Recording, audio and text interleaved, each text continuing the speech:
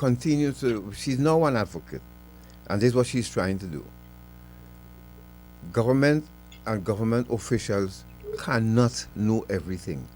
A minister may be in the same building with the public servants, but the minister is always shielded and protected from what goes on the floors below them. Let's be real. So this is the opportunity for the people on the top floor to actually hear what happens to someone like Aneesa and so many others when circumstances hit them and the state now, or they're asking the state to respond to what has happened to them. And let's see how we could do this. So we already know that the caretaker failed them, failed Aneesa. Yes. All right, let's be real. I don't know who this person. We don't know who this person is. We never asked her name. We never asked the ex-husband's name. We don't want to know them. What we want now is for authorities to see how best they can change the system and operate with more alacrity for people like Aneesa. Because remember, she went from sighted to being blind. So let's go now to Aneesa. When we spoke to you, the attack that left you blind, how did you begin to adjust to life now without sight? Well, first of all, when I learned this would be my fate, you all hear me? Yes, Yes, loud we and are. clear. And just stay Yes, one so place when I for us, learned, so you yes, wouldn't have to go ahead. Go ahead. when I learned that this would be my fate, as I said in my previous interview, I first started losing sight in the left eye. That was the area of my head that I was struck, where I was hit.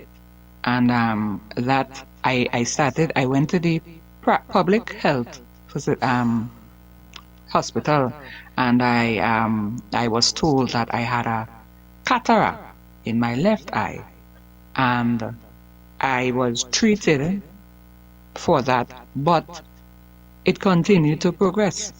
At that time, I wasn't sure what a cataract was. I heard about it, so I did some research and I looked upon it, and I saw that it was whenever you receive trauma to the eye, if it is via high blood pressure, the veins to the back of the eye rupture, when it starts to heal, it heals with a scar, which it is called fibrosis. So that roughage is what blocks some of the sight from entering the eye. So to my knowledge, in the best way that I could explain it, that's what I understood a cataract to be.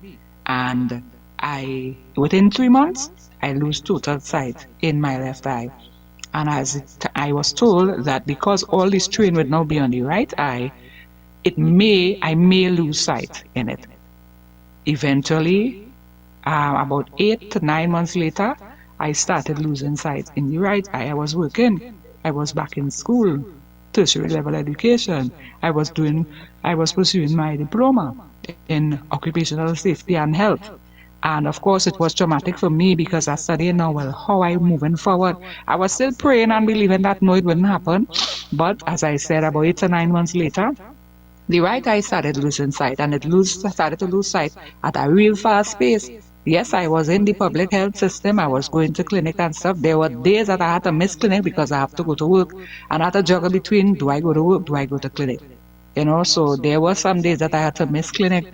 But in December of 2016, that's when the final blow, I would say, hit me, where my health was concerned with my eyes.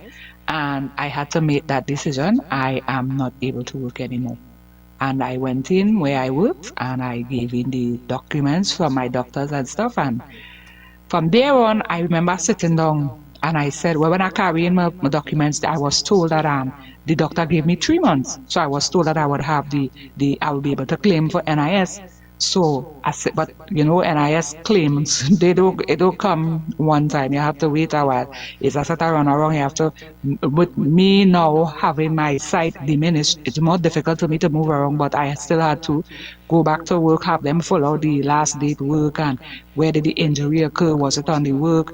Then I had to go back to doctors, have them sign it up, the forms and stuff, and stamp it, and then carry it in, and then there's a waiting process. So within that time, I remember one time I sit and I having a conversation with God, and I praying as if God is sitting right next to me. I say, God, if you love me, what kind of love is this? How could you allow this to happen to me? But within the same breath of me praying, I say, God, whatever happens, please do not take away my independence. And from there on, 3 months had passed, and before the 3 months, I still had little vision in the right eye, and I was determined to go back out to work. So they would call me and they would say, well, you're able to come out. And there are times I would dress. I put on my uniform and I reach as far as out the road. And I just I say, girl, you can't do this. You can't. But I was still trying to push myself because I have to pay bills. I have my children to take care of. I had to live. So, So but there was one time you were still, even I could though have barely, I you were could have barely barely seeing. seen. Yes. But light could still enter the eye and I could still see shadows and I could still see colors, very limited. As a matter of fact, at that time I had 19% vision, 19 or 17% vision, I think, in the right eye. The left eye was completely gone. So I wouldn't even allow people to realize that I couldn't see. Now I always had bright eyes, big eyes, so I'd have to open my eyes big so nobody would notice the difference. I always had bright eyes. So I one time I in coming when I said I dressed and I went and I reached in close proximity to my work and I just broke down. I said, I can't do this. And I went back home. And when I got back home, the taxi dropped me by a grocery, not too far from my home.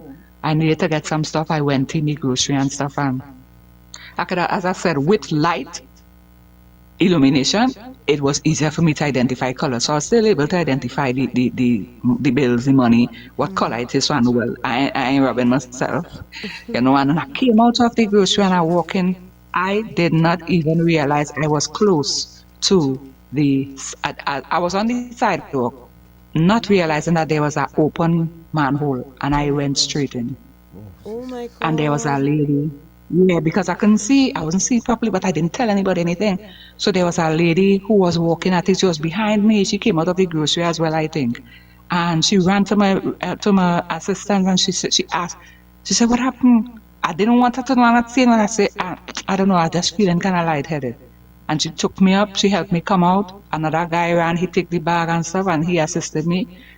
And thankfully, I didn't sustain any injuries or anything, no broken or sprained ankle, bone or anything. And she said, "You need any help at all?" I said, "No, I ain't going far." And I went home and I sat in the room and I cried. I said, I felt like everything is falling apart, but I still have to do what I have to do. And from there, I made it official to myself. Girl, you can't go back to work again. That is it. So I called my eldest son at that time and I said, this time I have no money. I have no money and I had not yet paid me my sickness benefit. I didn't even start to receive it. And I am there with no money. And I said, you know how I go make it? I called my son. I said, yeah, what? I wanted to go on Google some stuff for me, some stores, wholesale stores and things in Trinidad, because I started to strike up a plan. I said, I had to live, I had to do something. And I said, you know what?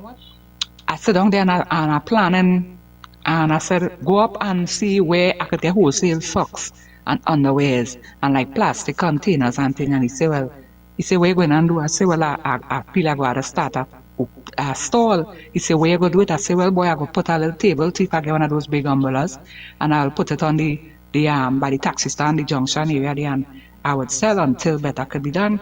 He said, all right. And he did go up and he found some stores. He found, where wholesale in Trinidad. He wasn't many though. And I said, well, we go work with that with no money, but I started to strike up a plan. And that was in 2016. I was in 2017 because it's December of 2016 I stopped work. Here comes 2017 now, and I'm there with its plan, no money in hand, but I still believe and I still something had happened. And in May of 2017, the first sickness benefit came in. I say, yes, thank you, Jesus. So when that came in now, it wasn't much. I couldn't buy anything much. I did go to one of the places and I did sort out some of the stuff that, the underwears wholesale and say I went into Port of Spain. Mind you, I traveled all by myself because I had nobody to travel with, and I went to Port Now, of Spain. Aneesa, Yes. before you go on, so So wait, we, I been, how are you getting around?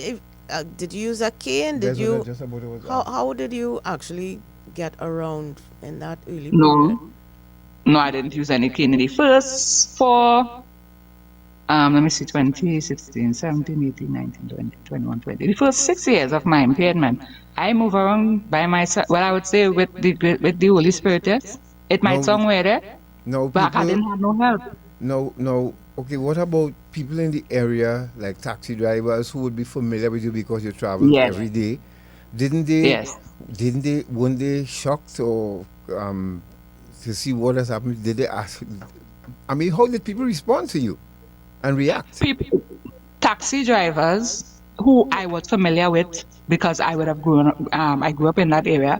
Taxi drivers who I was familiar with, they became familiar with my situation, and sometimes so I would have taken a few of them who I trusted, who I knew, my family knew them, they knew my uncles, my parents and stuff. I would have taken their numbers. So whenever I have to go somewhere, I'd call one of them and they would come in the street and they would pick me up and they would take me. Now I was living in the countryside in the east. So for me to get to the heart of, I would go to Port of Spain to make my purchases. Sometimes I'd go to Chaguanas. So I would have to, when they pick me up, that is the short taxis, and then they drop me to the heart of by the Maxi hub. And I'd have to take a Maxi from there to go to Port of Spain. And then when I get to Port of Spain, I'd have to take a shortcut to take me to wherever I need to go, if it's either Henry Street or whatnot. And there are times I'd go to San Fernando as well. And each stop that I make, there was, I don't, that's why I say I had to be, I was moving with the Holy Spirit, the Spirit of God, because there was always somebody there that would notice that I'm having sight problems and would render assistance, and they never took advantage of me. Sometimes Anissa, there'd always be a police officer in a particular place in San Fernando. Every time when I have to go to San Fernando, I'll always meet a police officer there, and he will render assistance across me over this to the street, ask me where I'm going. Sometimes he will walk me to where I'm going. Always. I have never been left alone. Anissa, I Yes. when apart from every time we finish talking, I feel beat up. Um, I tried, and this, ladies and gentlemen, those of you who are listening to us, we apologize. We know the stream dropped a while ago on Facebook and YouTube. We hope it's back up and running properly now, and you'll be able to continue to listen to us and follow this conversation. Now, I tried closing my eyes after speaking with you one night, right? I closed my eyes and stood by my front door and tried to walk to the kitchen. My heart was racing because one, I have a blind left toe, little toe, and I a very hard center table, and I am trying my best, but I was in a mess. You, now, having had sight all the time, now you still decided that this was not going to keep you back. You you travel as normal and feeling your way around. Yeah. Didn't it? Weren't you scared at any time or concerned for your safety? Mm, Before I leave home, I would always pray and I'd ask God, sometimes the rain, I feeling like the rain gonna come down. I say, Lord, at least allow me to get in a taxi, then let the rain come down, because, I'm by myself. And as I said, I developed a prayer life that praying to God as if He's right next to me. And and my faith developed there. And I had to believe, because though my children were, yes, I had children, they were not with me, and I had the family support that I had. Sometimes they have their own thing going on. They had to go to work and stuff, and I have things to get done. At one point, I had to go and get one of my children's birth paper renewed, because was the old. It went from the old print to the more recent one, and the one of the ladies, I had to go to Arima, and one of the ladies in the birth paper office, she said, "But how you doing this by yourself?" I said, "Well, I have to get things done and I have nobody to come with me. So what do I do? Sit and just wait? No, I go come out and I have to get it done." And thankfully, most times there are taxi drivers that I familiarize myself. So some of them, when when one taxi drop me on that stand, and there will always be, or most times there will be one who's familiar with me. I know where she going. Come, lady, bring her here. She would sit with me. And there are times when they wouldn't even take the fare from me. They wouldn't take the money from me. But I had to move around. I had to get things done. And yes, it was difficult. And as I said, for the first 6 years of my blindness, I didn't have any cane. I joined the Blind Welfare Association in 2023. And there's when I learned how to use the cane and how to navigate with it, how to, I learned on my own. I had to adapt on my own with moving around in the house, with cooking and tasting different ingredients. And because I had to cook for myself, I had to wash for myself, I had to clean, I had to do everything for myself. Apart from the Blind Institute, there's no place that a newly blind person, if somebody, and I've used that term, can go and get. Is it only at the Blind Institute that happens? At the Blind Welfare Association, to my knowledge, sorry, yes. the Blind Welfare. Yeah, to my knowledge, yeah. So that's because go ahead. Yeah, that's where I learned. That was where I learned professionally how to navigate through the system. I started a IT class, information technology, and I started Braille. With the IT class now, it's me refamiliarizing myself with the keyboard because I would have known how to use a device before. But now, as a visually impaired and blind person, we have a software that we download on our laptops and stuff, where it is audible software where it speaks to us. So how we navigate the keys to a sighted person would be different, but it would be we are directed via audible. So I had to learn these keys now. I had to learn these. I'm still in that second. I'm at level 2, and I had to learn these in how to. So because everything is being digitized. So I have to be up to the times, or I will be left behind. So I had to. That's one of the reasons I chose this course, and also for Braille, there are now a little, not much. I think Nales has a program where in the libraries and them they have some of the books that are written in Braille. We have the Bible now in Braille. Of course, the books would be much bigger, it have much more pages because the letters in Braille are not nowhere close to the letters that a sighted person using the alphabet.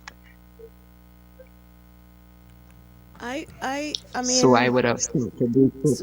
So what about the other services that the government offers, and what were your encounters with that? For example, the disability unit, for example. Did you approach that unit for assistance, and what was that interaction like?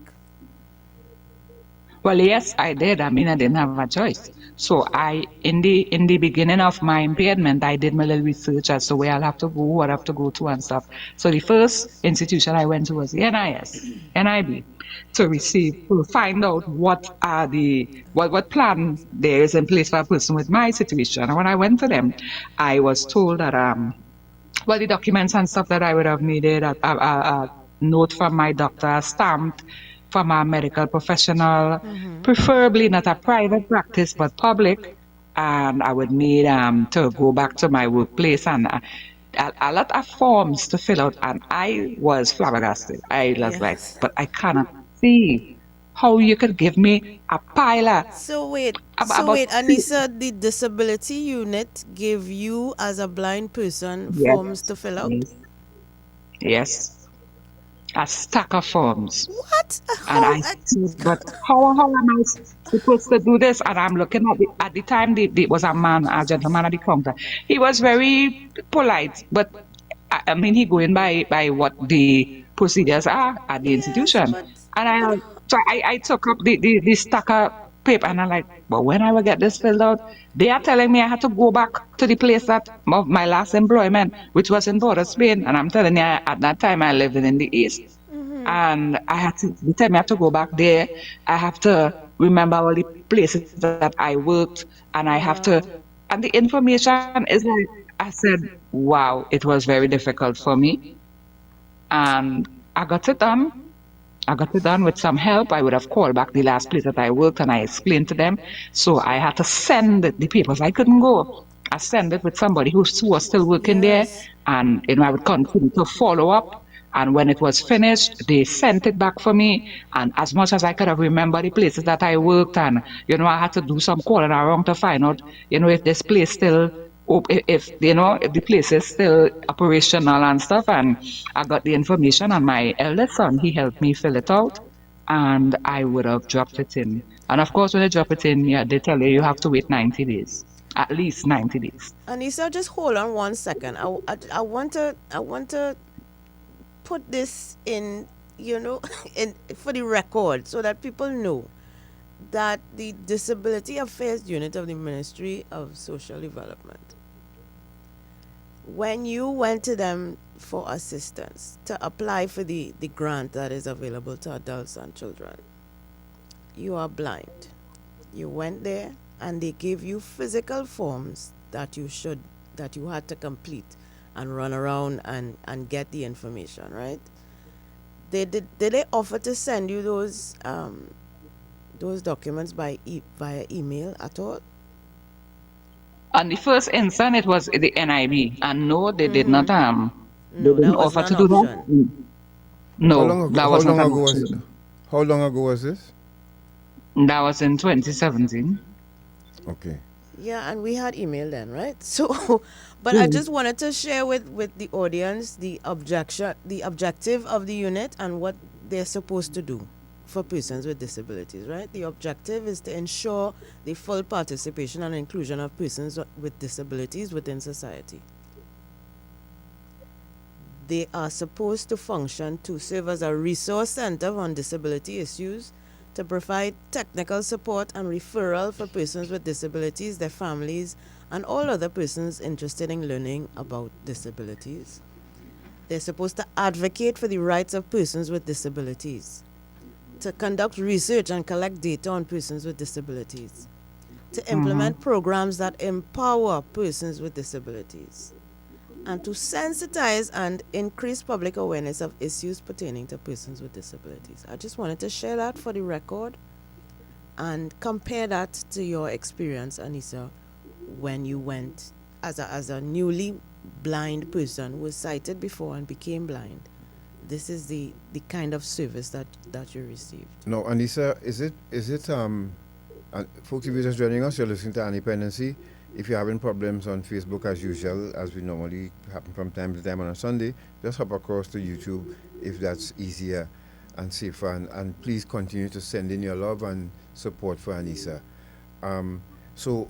Let's look at a solution with this part of it first before we move on. I am thinking, especially if I had sight before, the psychology of that alone should sit with the person on the other side of the counter, knowing that this is even more traumatic here. Would you suggest that now there are one or two people actually delegated to sit with you rather than giving you the forms and sending you away, which is the easiest thing to do, the easier thing to do? Would you suggest that now someone sit with you in a room and you accompanied by someone, because remember, you cannot see and you don't know what you're signing? So would you suggest that happens now instead, and have, that's created employment for a few people as well? What do you think?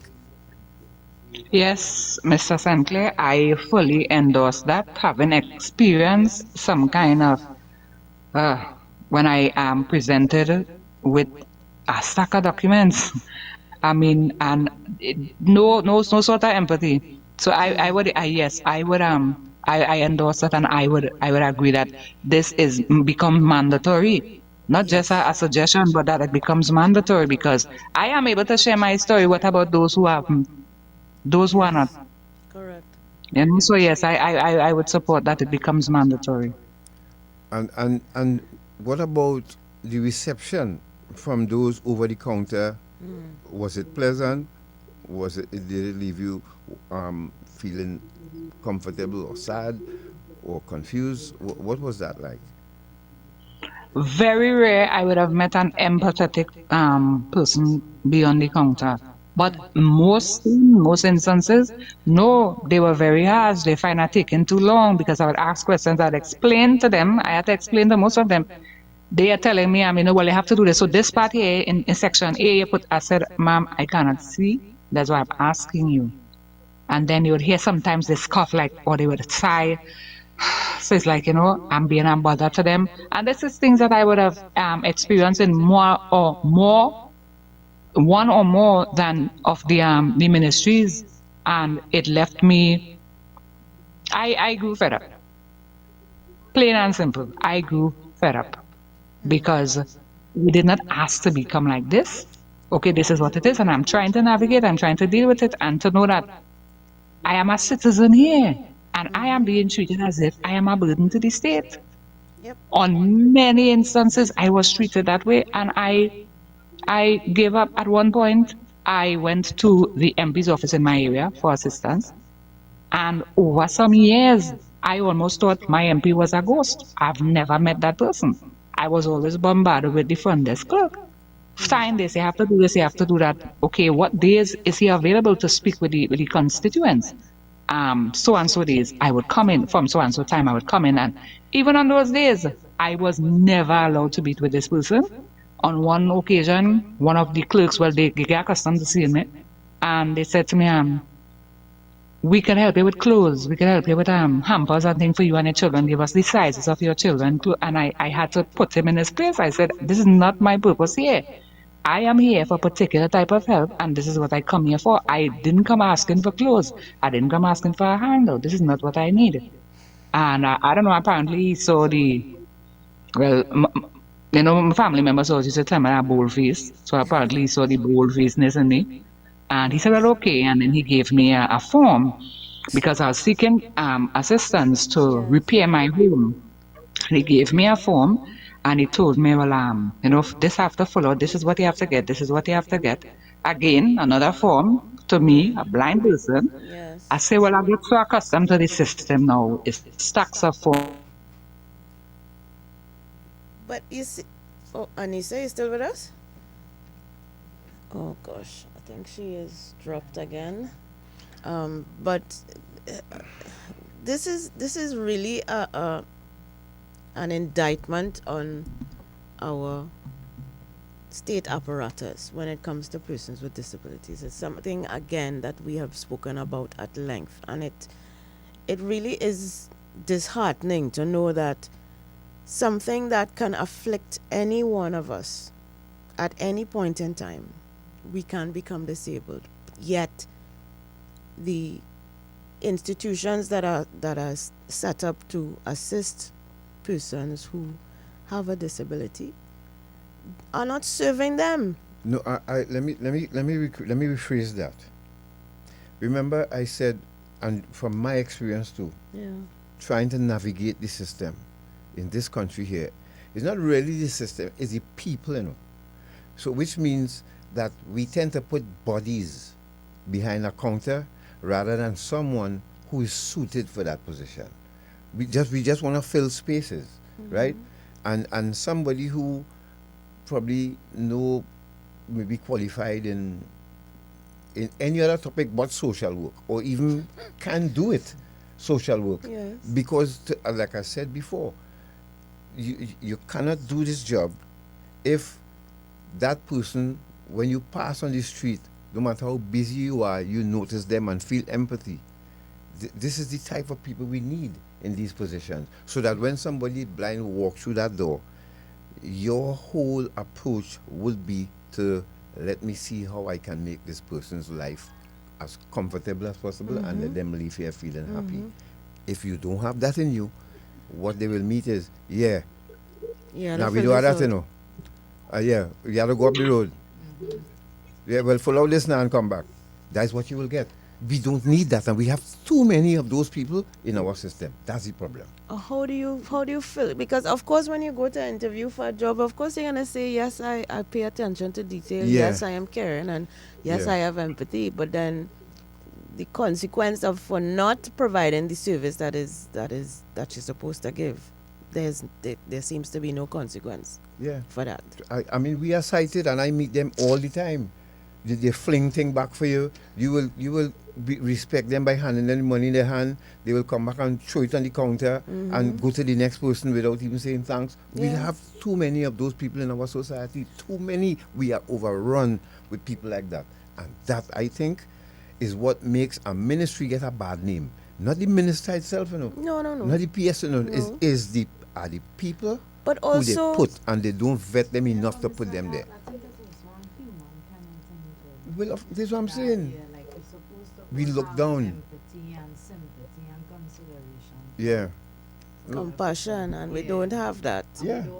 But also, the system has failed in the sense that, yeah, even if you have a disgruntled or not compassionate person behind the counter, the system is supposed to be able, if the system works, yes, it's supposed to be implemented by people, but if the system works, they would have an alternative to a paper form for somebody who is blind. They will say, okay, you're blind, you can go to this website to complete the form, or here's this form in braille so you could read it. There must be alternatives. I mean, disability is all about accessibility. People have to be able to access information in various ways, and ways that they can, Right. based on their let me disability. throw it. And you say back with us, right? Hang on a minute. Yes, ma'am. Right. Now let me say this. Who's supposed to help make that change? Not the same people that the counter are The talking people about. who make the policy No, but and yes, but how would the people know the challenges if they are not told? well, Understand yes. what I'm saying? And this is why a minister always end up getting blamed for his ministry because and how it's. But is there a time when the minister, the PS, will pull one or two people from on the ground staff, and say, okay, tell me what you all seeing out there. What can we do to make a difference? Rather than we making the decision up here and say, okay, this is what we're going to do. But And God, not knowing that we need a ramp instead of, and the door opening inside instead of outside. Who's to but tell the minister people that? who making these decisions, who are crafting the system, they have all the degrees, It's them getting the big money, So you don't think they know? Somebody who has a master's in social work doesn't know that if you have an office for persons with disabilities, you have to have things available in braille or online. You don't know that? Okay, I am saying yes, you're supposed to know that. But then if they go in there and the trappings of the office catches up with them, there are certain things that they wouldn't think about. This is where the ground staff comes in. You don't think. I'm just saying, I'm not making any excuses for them, right? I'm just saying to make our system better. It must be a team effort. It cannot be the policy makers in the ministry alone. They must include the ground staff, even the security. I agree. Even the security, because I have met some security guards who are more empathetic, who are more patient, who understand, and I mean some hugs too. But there are those who they're more courteous than the people who work in the ministry itself. Yeah. I'm telling you that, right? Because remember, I have to navigate the system myself. So, folks, if you're just joining us, you're listening to Dependency. Natasha and I were just having our own little banter here while we were waiting. Aneesa is back with us. If you remember Aneesa had 5 children, moved in, got married to this guy who became physically violent, and so much so that she became blind. Remember, he beat her so bad her teeth came through her top lip. She had to experience that.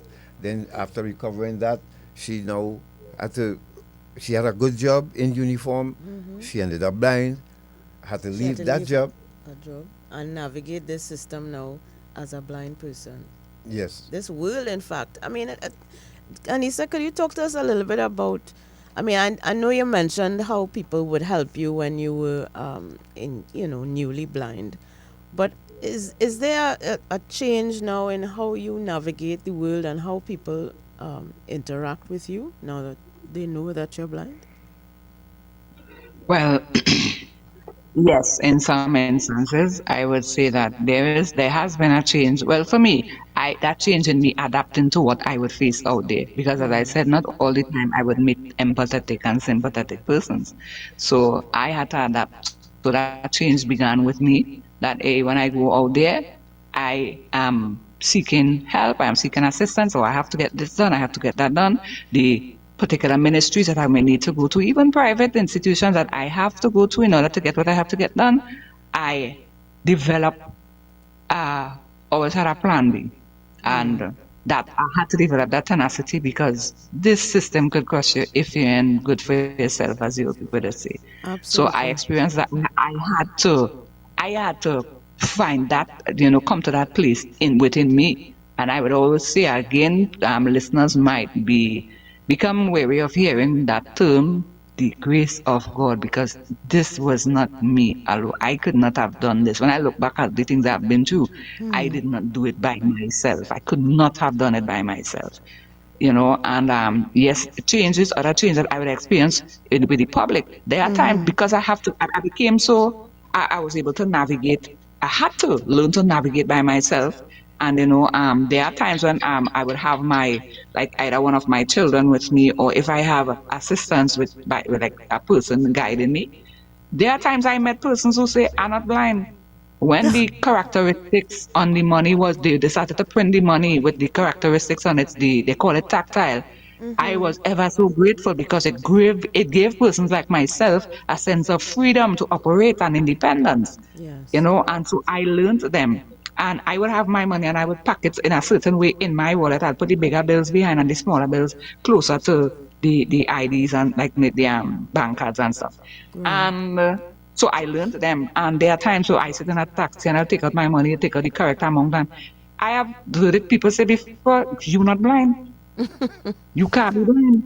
So I was approached with hostility at times. But Wow. she's seeing, and I'm like, why would I put myself through all this trauma, pretend that I'm blind for what? What? Is it that I just looking for attention? I don't Exactly. need all that attention on me. Fellow So citizens yes, there were some actually, changes.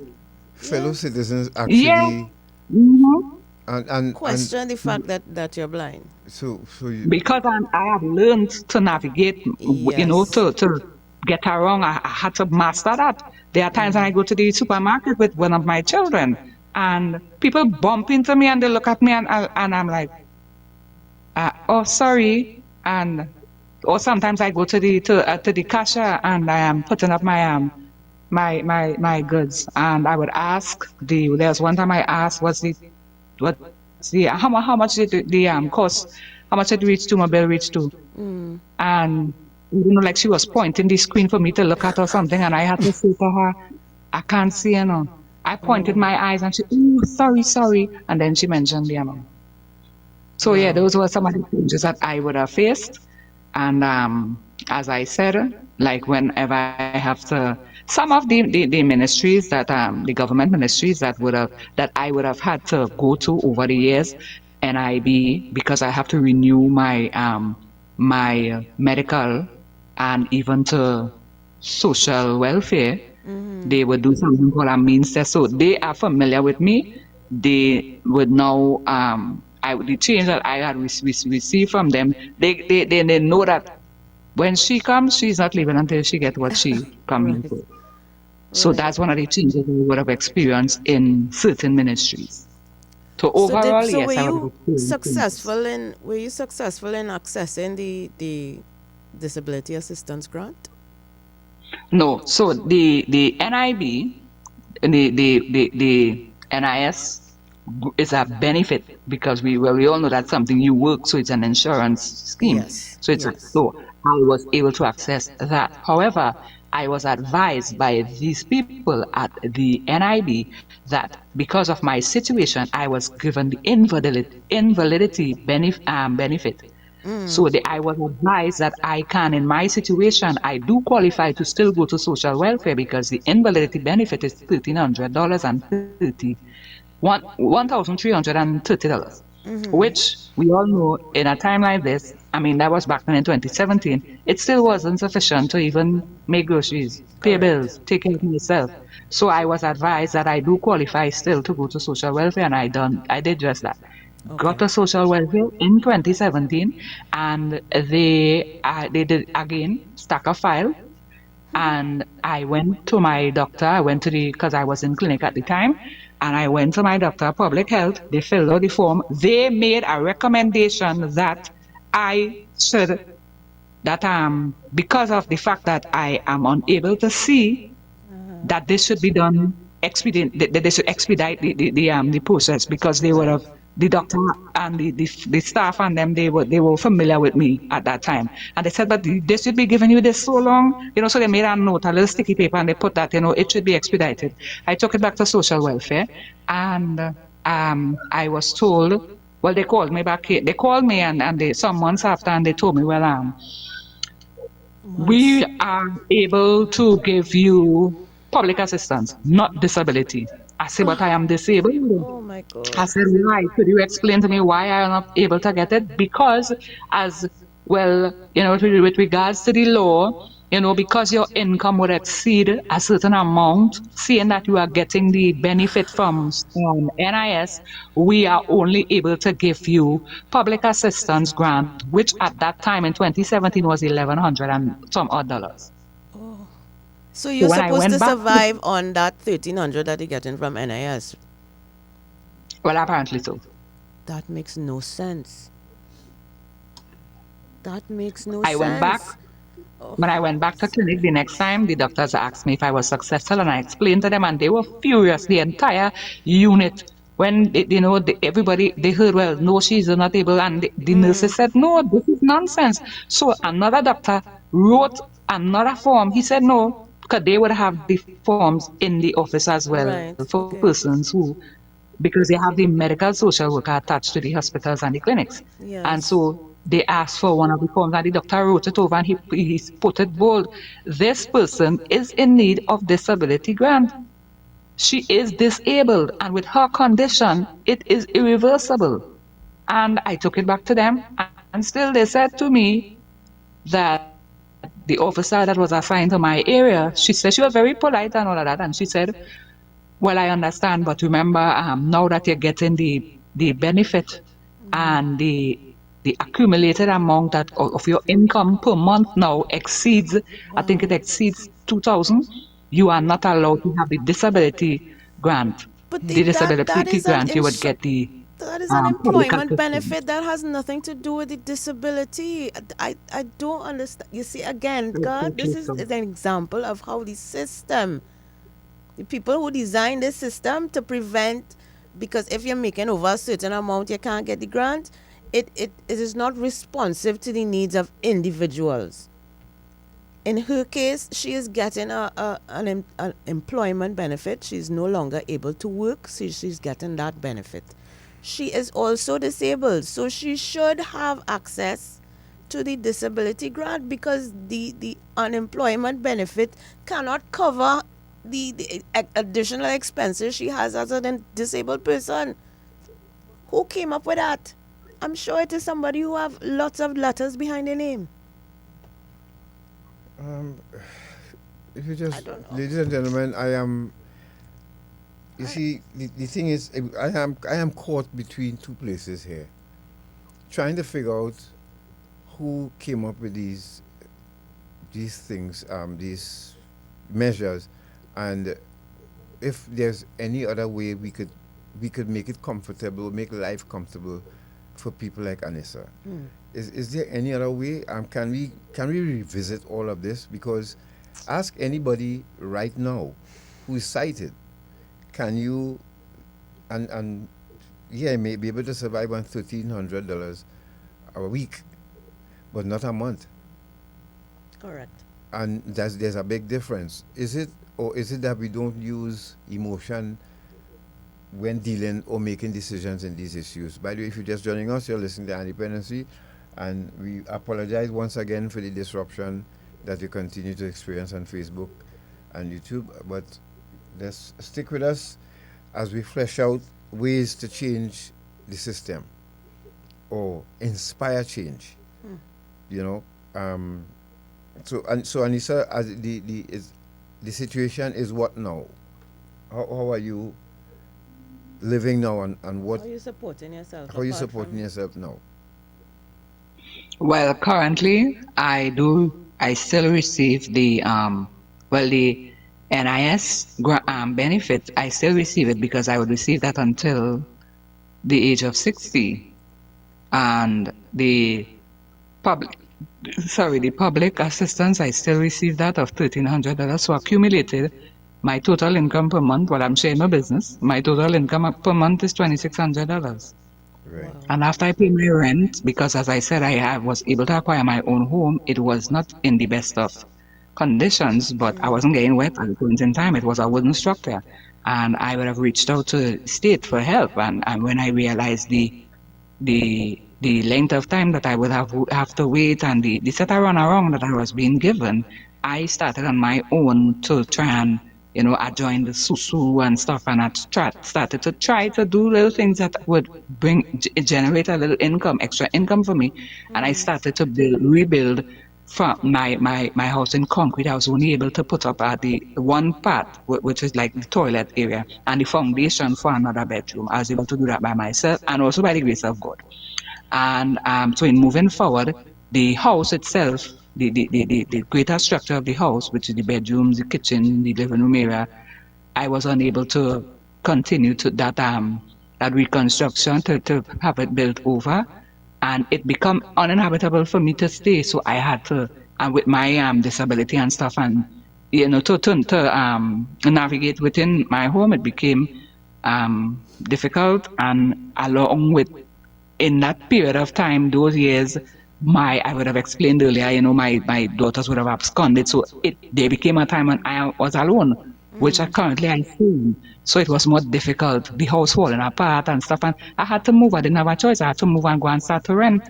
With $2,600 per month, I had to rent, and my rent is $2,200. So when I pay my rent, I have to have, somebody might say, internet is not necessary, I don't need it. I need it because most of the things that I use to help me on a daily basis to get Yes. by, it's You need Wi-Fi. generated You by the need those internet. devices, yes, Yeah. of course. Yeah. Yes. So when I pay my internet bill, when I pay my rent of $2,200, I pay my internet bill. I am solely dependent on the help of good citizens, good Samaritans, I should say. I was given a food card in 2018, and in 2022, without any forewarning, nothing. It was I remained with the physical card in my hand, but they stopped putting money on it. I went in, of course, I went to the head office, and I asked what is the reason for this, and I was told again, new procedures states that if I am acquiring my total income is greater than a certain amount, 2,000 or 2,200, I think per month, I am not I do not qualify. And I looked at this man, well, I mean, I can't see him, but I stared directly in the direction that his voice is coming from. And I said, what? I said, sir, I am not working because I don't want to work, I am not working because I cannot look at my situation. He said, I understand. And this is what it was. This is what was stated to us. So we will be doing a revamping of the whole system, and we will get back onto that. Since 2022, we are in 2025. In May of this year, I would have reapplied via the officer from my area, and my means of living, they do something called a means test. I was told that I do qualify. I fully well qualify because after I pay my rent and I pay my internet bill, in case that good Samaritan just happens to not come by, how do I live? How do I get by? By the Correct. grace of God. You see, I have to continue to mention the grace of God because that's how I get by. Yeah. And Or you might we somebody are might in come in October. and We are sorry. sorry, we're in November, and I am yet to receive any feedback on that application that I made for the food card in May of this year. And as a woman, you're vulnerable Yes. to a predator Yes. seeing your condition and your position. Anissa, let's go to a break now. This is why we decided to stretch these programs out with you because So this many is, issues that yeah, too many that things need to to come. be And addressed. again, I am hoping, we are hoping that this program will be treated as for information and with a view to fix what is broken Yep. because this is quite obvious, Unacceptable. and to take away a blind person's food card and telling them that let's go to a break, people. um let's touch on, again, we have some news for you. um what's And we wanted to pay in a short video condolences to Dwayne Gibbs. I don't know if you all remember Mr. Dwayne Gibbs, but he was commissioner of police at one time with his deputy Iwatsky. We interviewed them on our Dependency, both of them, and we want to play a little tribute to them before we wrap up this morning. Remind you of the teen overdose situation, theft at a fire station, CTU training. Titi continue to do the work. Aneesa will stay with Yeah. us because we have a lot more for her to share. We ask her to do it in categories. Why?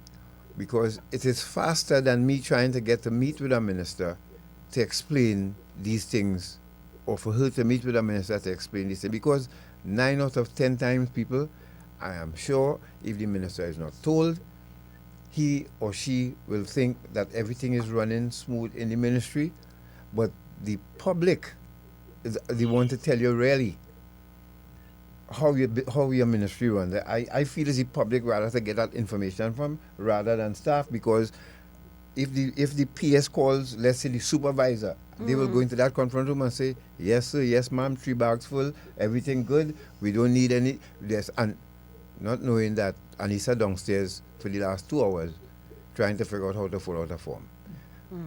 Who is suggesting to the minister, maybe we could have a department including with a blind person, Yes. Yes. hire a blind person too, Yes. or 3, Yes. and welcome Aneesa so she'll feel comfortable knowing that there's a blind person sitting next to her, because we have a set of sighted people around her. And maybe we could look at that now. Let's go to that break. We'll be back right here on our Dependency, and we take your calls too as well.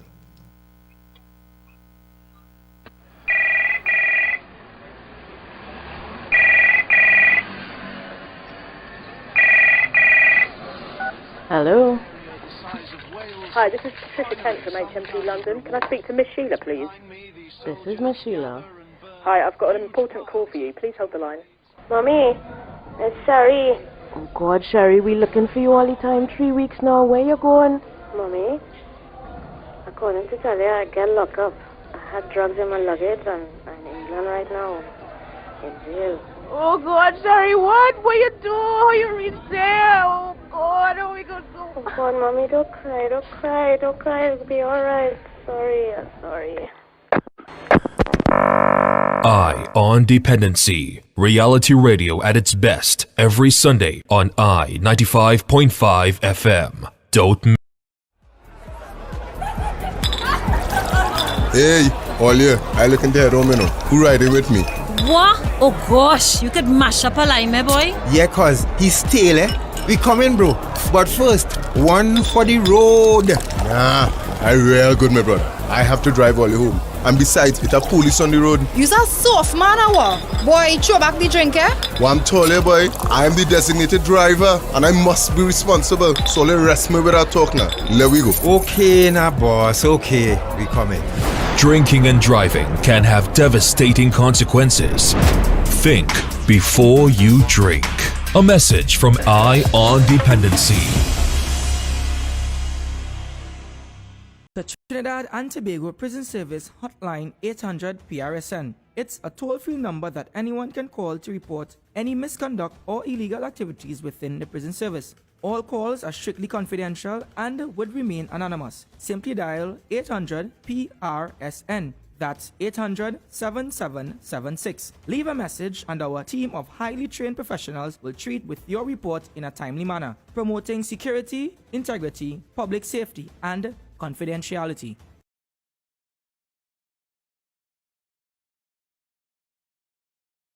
Your prison service hotline 800 PRSN. It's a toll-free.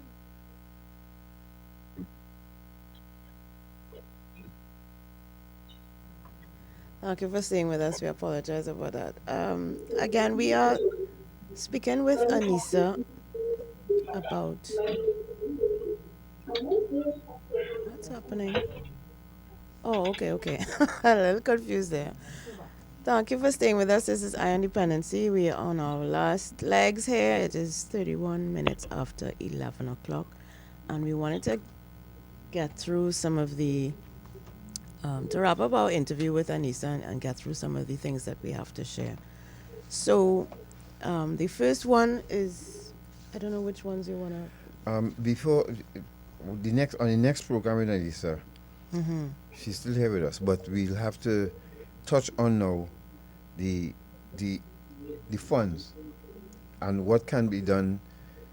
For instance, you cannot the grant that you get depends on you not having another means of income. Yes.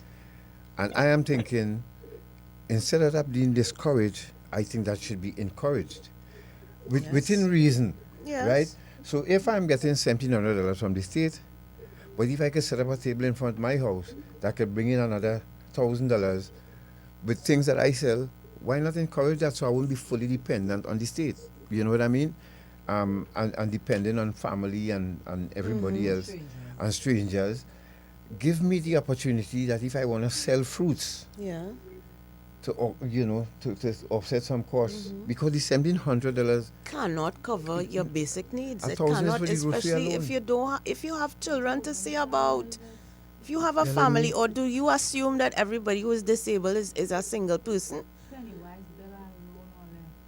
I mean, come on. Yeah, And I Udine is on Facebook is saying that she read about a lady receiving a disability grant. She tried selling bottled water to help herself. She said that they stopped the grant. Yeah. Aneesa said, yeah, somebody reported her for selling the little haberdashery stuff, and like what? we Somebody discussed reported her? Yes. I'm sure the person who reported Oh her God, man. not in the financial state that they She's no, in. Yeah. no. So we have to discuss that another. But let's go quickly. Yeah. Aneesa, you're there, right? You with us? Yes, I am. Right. Okay, so that, and then your teenage daughters ending up in the system, we have to explain that for us there. But we want to take this in bites, because I'm sure those who are listening, just like us here, we are going through this with you, and it's not easy. Teen overdose. Let's go to image A. Again, in keeping with our mandate, people of Trinidad and Tobago, you would have heard a soundbite from me or two. So let's Natasha share this with you, and then we'll speak about it. Yes, this was making the rounds of the news last week. A teen critical after drinking an unknown substance at La Romaine High. A 15-year-old at La Romaine High School was hospitalized in critical condition on Tuesday after he and 4 schoolmates reportedly ingested an unknown substance. According to reports, around 10:50 a.m., police officers assigned to the school noticed the teenager behaving erratically after consuming the substance. He was taken to the staff room where he collapsed. The school immediately contacted his mother, who took him to the San Fernando General Hospital. Doctors later transferred him to the intensive care unit, where he was last reported to be in stable condition. Investigators learned that 4 other students, ages 15 to 17, also consumed the substance. They were taken to hospital for evaluation, but were not admitted and remained in stable condition. Good. Again, we had some legal advice on this, because Yes. I would have asked, when the hospital said they overdose on what? The legal advice we got is that the hospital cannot release that information. that information unless they get permission from the parents. And for the parents who are experiencing this, we need your voice, because when they say drink, now I thinking possibly could have been lean or punching and Red Bull, or because they say drink, not pop. Who's that drink? Well, this report from CNC3 headline. says drinking, right? Critical after drinking unknown substance. Then they go on to say ingested, so we don't know. Right, so we don't know. Again, all agencies need to come together and let parents out there know what's circulating, because we have reports of 4 youngsters, all 18, had to visit St. Anne's after getting the first smoke. People of Trinidad and Tobago, we don't make this stuff up. Sometimes it's not easy carrying these loads, because most of the times all we could do is referral. And I keep saying to people, I cannot help your child to stop using drugs if they don't admit that they have a problem. But what we hear and what is common now, we see in a pattern. All these youngsters who use these drugs, they're acting violent. They're hearing voices. We need to know. It's either they have mental illness running in their family, or the substances selling out there, even showing down even the strongest person. How do we find out? This is all I'm saying. We need to know. And the legal advice told us, because we were suggesting that NACAN, a principal or dean or the first aid or somebody, but then they said no. Okay, so then furnish our emergency medical technicians with NACAN, train them to identify overdoses when somebody is having an overdose, and it's as simple as puffing in their nose. This spray is a nasal spray, so that sometimes we may take a chance to rush somebody to the hospital. They might end up dead before they reach there. But and you notice that the nobody from the school took the child to the hospital. Huh? They had to call the mother, and she had to transport him to the hospital. All of that. So the school is not authorized to administer any medical assistance to any child on the compound. So I guess ambulance wasn't available either. They didn't try calling 911. I guess it's also like a deeper conversation, because there are a lot of children who have allergic reactions. And then the question we also need to ask is, how equipped are persons in schools to deal with I don't think they are legally, they're only supposed to provide first aid, but in terms of administering medication, they can't do that. You would say what allergies they have and all of that. And then they ask you, like, in a case of emergency, yes, what if they are and then they ask you, like, when you're filling out forms for your children to start schools, it's like, in the case of an emergency, does the school have permission to admit them to the nearest hospital? Right. And then some forms, I've seen it with my daughter, they ask for your physician, your primary caretaker your information. pediatrician, yes. So maybe when something happens, they contact this person, but as Natasha said, it's a waiting game between when it happened and then you're waiting for the ambulance authorized or the medical parents or something to come. Yeah, because the teachers and the staff at the school would not be able to do it. Right. But then if this is becoming an issue in schools, I think now the legal side behind it will have to change, because you don't want to see a child overdosing or something and you're not doing anything about it. And also does the legal threshold for privacy overcome the urgent need for care if it needs to be administered? There's that balance that has to be struck Yeah, because as well. I mean, if I'm a teacher and let's say I have Narcan in my purse and a child overdose in my school, I cannot administer that Narcan. What is Narcan? It's a neutralizer of opioid overdose. Like somebody ingests, let's say, like the product Purple Drunk. Somebody drinks too much of that because they find the head not coming on fast enough, or they eat edibles and they start to react, or it's like the pills, and they overdose on it. You're trained to recognize it, but once you see it happen, sometimes they throw it from the side of the mouth, sometimes they get delirious and cannot breathe properly. They just plop on the ground, some of them. You must be able to recognize that. No, you cannot, even if somebody is not going through an overdose, Narcan wouldn't hurt them. This will just run through the body. But if they are going through an overdose, the Narcan would neutralize the opioid in their system immediately. I don't know, for those of you who saw Pulp Fiction, when the guy rushed the girl into the person's home who sold her the bad cocaine, and they stabbed her in the chest. That was not adrenaline? Right, yeah, something like that. So it's also something for parents to have at home then. That's right. Parents could have that it at is home. available over the counter in other countries. It's really designed to reverse the effects of a life-threatening opioid emergency. So it has to be an opioid that they've consumed, and this Narcan will neutralize the effects of the.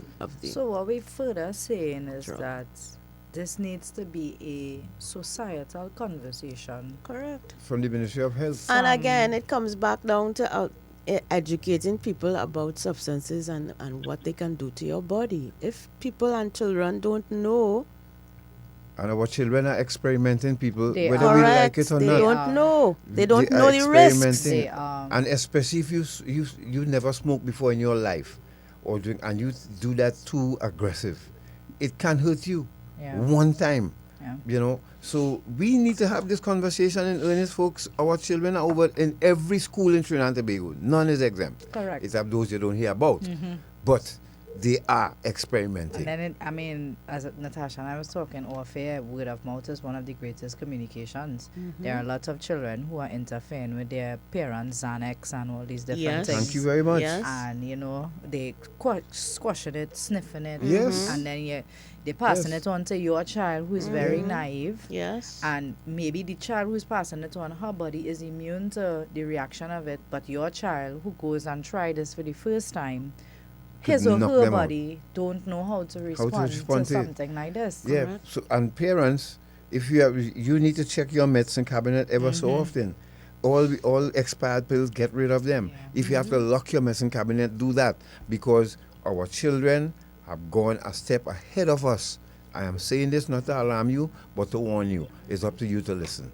All right, friend or foe, whether you like us or not, we have a common problem in Trinidad and Tobago. All our children are exposed to it.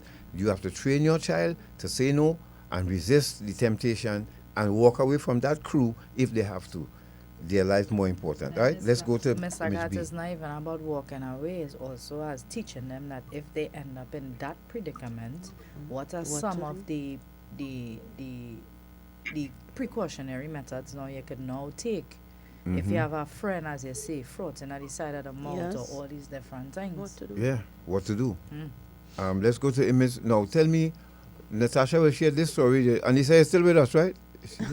Yes, I am. Great. All right. Because I'm sure you would have had some drug issues to deal with too, with the two. Yes, because I'm listening to this and I am like, wow, I experienced it with two of my children. Good. One in the school system, a friend gave her some edibles, and the other one when they had absconded and underage, and they were given different. Well, after she has become old enough where she spoke and she started to communicate with me about it, I am taken aback that people actually give these things to children, to a human being, more or less a child.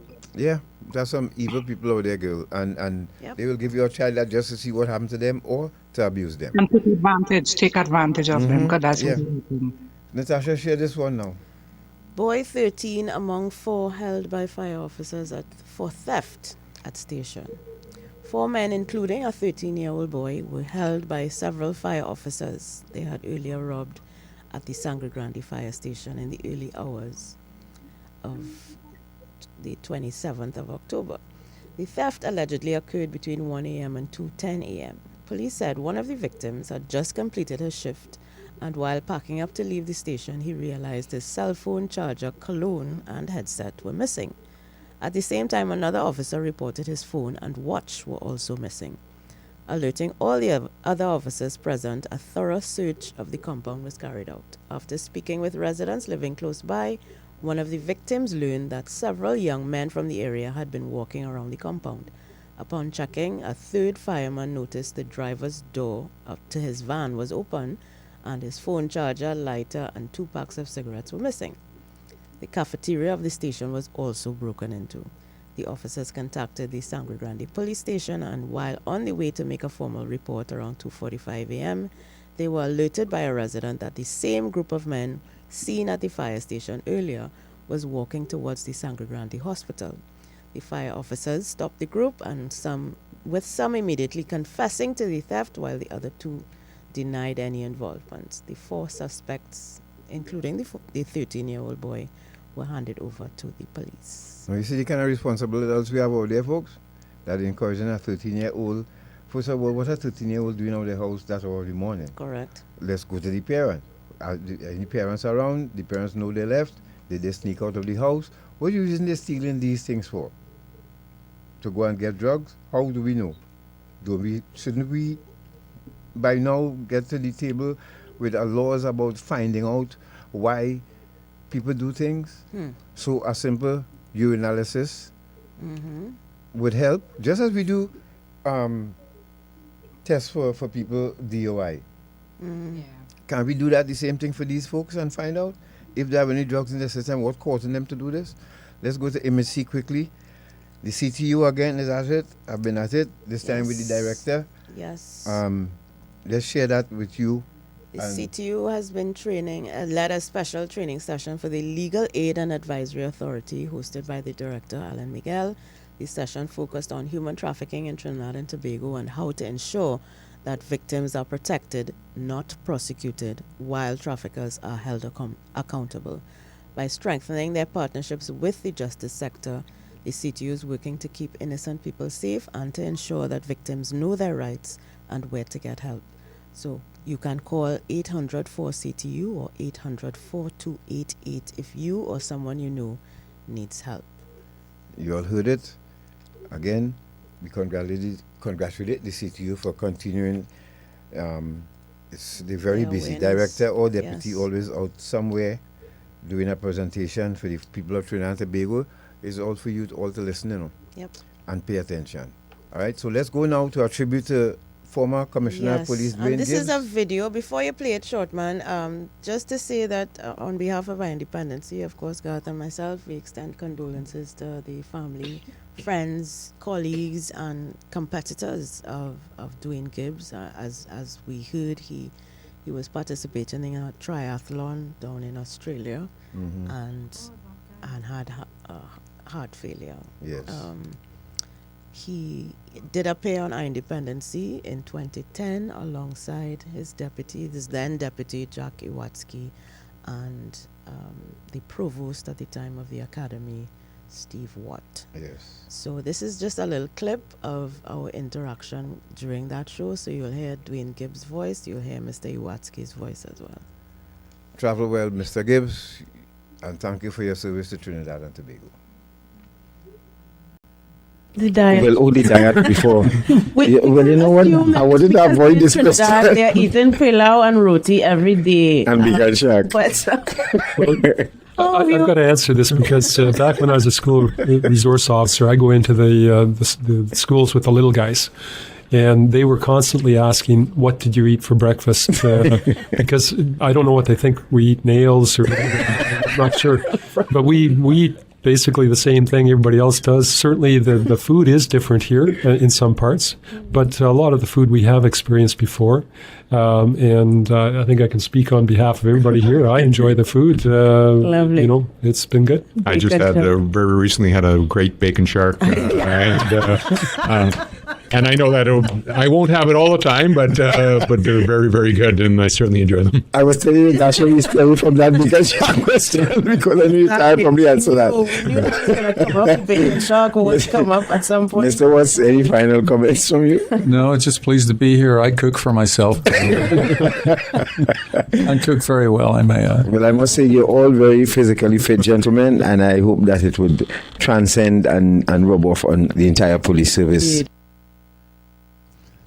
So that was the voice of Dwayne Gibbs, and the other voice you heard was Jack Iwatsky. And Steve Watt. He was also in the studio, but not in that clip. Yes. Well, these men. So let's take some calls quickly, Aneesa. So this is part 2 of Aneesa, right? Mm-hmm. We have part 3 coming up, and we hope that Aneesa will help to make some changes in Trinidad and Tobago. Aneesa, this is why you're telling your story, right? What would you like to see after you're done here? What would you like to see before we take the first call? Quickly. I would like to see changes.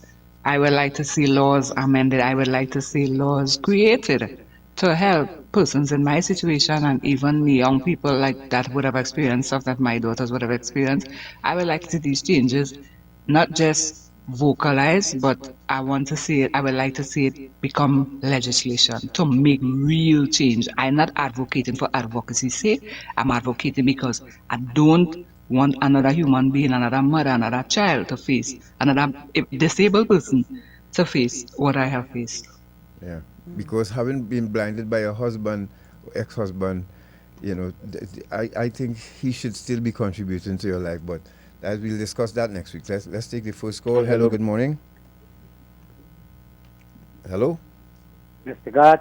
Yes, sir. Hi, Mr. morning. Natasha, a blessed day to you and to Miss Aneesa. Morning. You see, when you're visually blind, you just see on one eye, the next eye dead. When you're totally blind, you need people to go out with you. You have to take people with you. And I'm talking from experience. When you're visually blind, you have internal memories of the street. You know, when you pick up Abercrombie Street You go down to Shacon Street, you know you're crossing Independence West, then you're going to cross Independence East, and you know that's inside of you.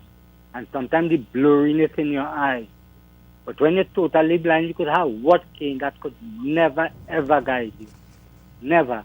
You all have a blessed and wonderful, and to Miss Aneesa, I hope. I meet one nice lady, and let me call her name in social welfare. Her name was Cathy Ann Dixon. That lady, when she come to work, the first thing she put she bag down, come back outside. Good morning to everybody. Yes. You go home tomorrow. And she makes this thing so comfortable with everybody. Have a blessed and wonderful day Right. to That's you what all. we're talking about. And that's the you. kind of people we need. We need more like her. Yes. That's what we need. Make people feel welcome and comfortable rather than all they're doing here. I have a headache, you know. Or it's close to lunch. Hello, good morning. Hello. Good morning to you, St. Clair's. Welcome, sir. Good morning, Miss Aneesa. Good morning, sir. Miss Aneesa, God bless you. Many were called, few were chosen. You heard of the battle, you saw the victory. And who are blessed? No one cursed. You are blessed in that, based on what you have told us over these 2 episodes, you are very resourceful and full of tenacity. May God continue to bless you. And Miss Natasha, being certified doesn't mean that you are qualified. I know. You're certified in theory. People must understand that when you go and do a degree, you have to put your mind in the practical sense of helping those that are in need of help. Yes. So I hope that the person that in this program would have some courses, so those frontline staff in like social welfare and things will be more, show some empathy now. How could you accept blind person in a lot of form? But Mr. Aneesa Gill, God bless you. In the future, good program, safe to home. Thank you, sir.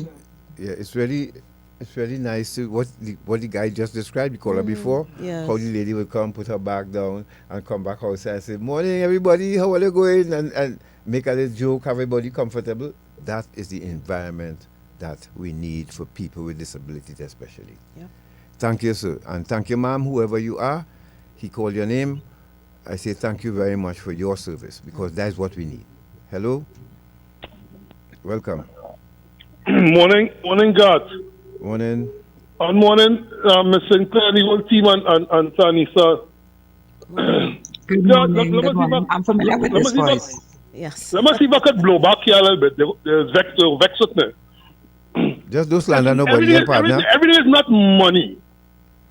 Everything is not money. The disabled community as well, all you have to do is strengthen the means test.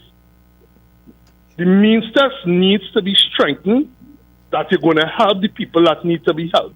I think the threshold is $2,500 under the poverty line. With that gap, a disabled person can't get a grant, a furniture grant, nothing like that. A food card. These are the things that needs to be strengthened. It's not only about just monetary. Being certified has nothing to do with a practical education, also a practical aspect of life. You have to put yourself in people's shoes. She needs food. You can become disabled by the drop of a heart guard, which is called a stroke. I have a couple friends who are suffering from that right now, and nobody's immune to that. By God's grace, thanks and blessings for your health, they could go disabled in a second. So what they have to do is strengthen the means test for the differently able community. Sit down, analyze. You just don't use one axe and cut off everybody. Yes, it's a simple mean of pool of funds. There's not a bottomless pool of funds in the social development ministry because the funding is growing, the allocation. But I'll just end by saying, she shouldn't have to be running around, send out a field officer, look at her needs, sit down, realize that, okay, this is her income, this is what she spends here. She needs to put food on the table and give her a food card. How hard that is to do? Just don't use one blanket means test like it's a robe. As the Honorable Prime Minister said, she given every child a laptop, regardless if he's a millionaire, pauper, or middle class. So simply because, and she said it is subjective. So a means test is subjected as well in the social development ministry. That is why you have field officers go out and see people's situations and assess it and evaluate it and deal with people to sue. You can't tell me, God, that a person going over by $100 and they a disabled person, they can't get a washing machine, they can't get a fridge, they can't get a stove. So then who you helping? I'll leave it there. You just have to think and be compassionate. Thank you very much. Yeah, compassion is that. That Empathy one, is a big word. and understanding, you know, and knowing that when a person wouldn't be able to enjoy what I'm enjoying here now. Correct. You know, the ability to come home and cook something, choose, and I want that, I'll choose something else. And not everybody has that ability, and we have to live with that kind of compassion. Hello? I think one more. Hello? Welcome. Morning, God, Natasha. Hey, morning, sister. Who's your host here? Tamika and to the lady. Aneesa. Aneesa. Good morning. Morning. Listen, you know, when I sat here listening to you all, and you know, I angry and frustrated, and I could hear it in you and Natasha's voice. How frustrated, you know, it is. You sounding, it could really, really get to you, you know. Well, God, as you say, you experienced the behavior of the office holders in certain places. So far less when you're challenged. Yeah. You know, it could be really, really frustrating. And, you know, that is why that guy, there's the guy who, disabled guy who was the advocate, used to go around. I think he died. Yes, he was in a wheelchair. You know, I forget right, his name. and it's that they need to know. And, you know, after he died, you realize everything slowed down. Yes. Because we started to get certain things happening, especially for the those without the sight. And all of a sudden I realized that people stopped this serious. He's not here to advocate anymore, and you have nobody really doing it out there. So it slowed down because there are lots of things that the government, past government, present, whoever could do to assist the challenged. And I don't think anybody does pay it any mind. So more and more people need to come out, the association need to get very vocal, you know, and ball in this the government, whoever in government, ball in their ears, day in, day out. Because when I listen to what I'm hearing there, it is so unfair. And as you say, the persons who try to help themselves to sell something to make up, you know, they will say, you're okay and you have a business now, so we have to cut out the food card, and we have to do this, and we have to do this. So unfair. I find You know, that it's should very be encouraged. hurtful. I find that should be encouraged rather than be discouraged. Yes, you know? yes, but it's what I'm saying. Why would you want to suffer somebody for helping themselves? Correct. You know? So I hear the pain. So, Right, my dear. Aneesa, my dear, I'm very sorry for what you go through. And God, you and Natasha, after the show, I will just give you a quick call. All right. To talk to you about something. Thank you. No problem. Have All a right. good one. Bye. Yes. All right, folks. So, Aneesa, closing remarks till we talk with you again on another edition of Your Life, the life of Aneesa. You, lady, you have real knowledge to share, and I'm hoping that people who can help make the change listen to you with an open mind and say, yes, we could fix this. Yes, we could fix that. Yes, we will. We will. I'm hoping so. That's all we can hope for, right? So any closing remarks from you? Because on the next occasion, we'll talk about your children being in the system, if you had gotten any assistance from your ex-husband, or if it was mandated, the food card, etc., etc. And then you had an operation that you had an experience on your foot too as well. We have to see all of that, right? Yes.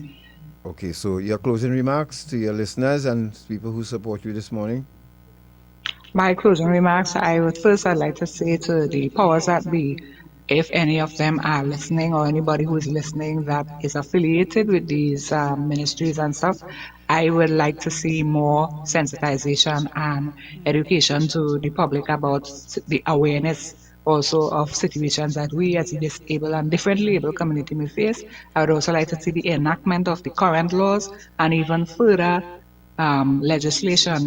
We want to see pen and paper. We want to see laws enforced. Allow us, the differently able, because some of us are still able to work, and there are some of us who are willing to. We are qualified as well, but because of our limitations, we are not. It is not. We are not incorporated in the labor laws. I would like to see those changes made, and also because I want to enjoy retirement as well, and I know that there are many of us like myself that would like to enjoy it. Don't give us a fish. Give us the rod and allow us. Give us the resources. Allow us that resources that we could provide for ourselves. And to the listening audience and to all supporters and to you, Mr. and Mrs. Sinclair and the I-95, I am grateful for you allowing me to share my story. And as I said, I am sharing my story. It's difficult. It's a topsy-turvy. It's like a roller coaster of emotions being, coming back to me. But by the grace of God, I am sharing my story to bring change. I am not advocating for advocacy's sake. I am advocating for change, real change, so that another human being, be it a mother, a child, anybody, a differently able person, don't have to face the things that I have faced and is still going to. We learn from each other. Thank you you, so Aneesa. much. God bless you, and And we'll look keep out, it. please look out from a WhatsApp from me coming from Jennifer Daulat Arahu. She has some suggestions about your housing situation. She's also blind. So I'm happy to share that, Jennifer. Thank you for listening and sharing that information. And I will pass it on to Aneesa. All right, so let's wrap up. Right. So Aneesa's story is again a reminder that abuse doesn't just end when the violence stops. The effects ripple through families, through generations, and through every part of a survivor's life. It's also a call for accountability, not just from abusers, but from the systems that turn a blind eye to suffering.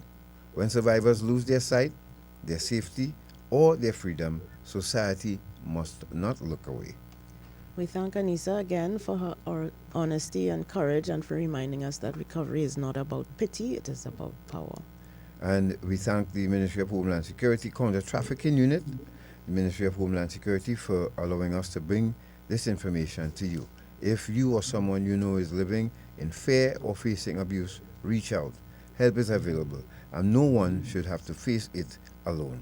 Please join us again next week, Sunday, from 10 a.m. to 12 noon, right here on I-95.5 FM and live on Facebook and YouTube. This has been Dependency. Tamika, short man. Thank you all very Good much. afternoon. Thanks for the extra 5 minutes. And really good, Mr. Shaq. Yes. Love and Licks, Domix, and of course, Bass.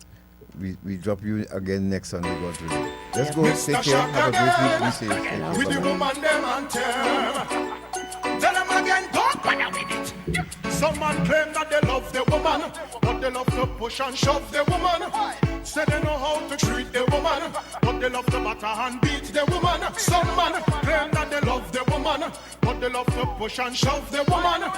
Say they know how to treat the woman, but they love to batter and beat the woman. But woman tell the man them love and licks.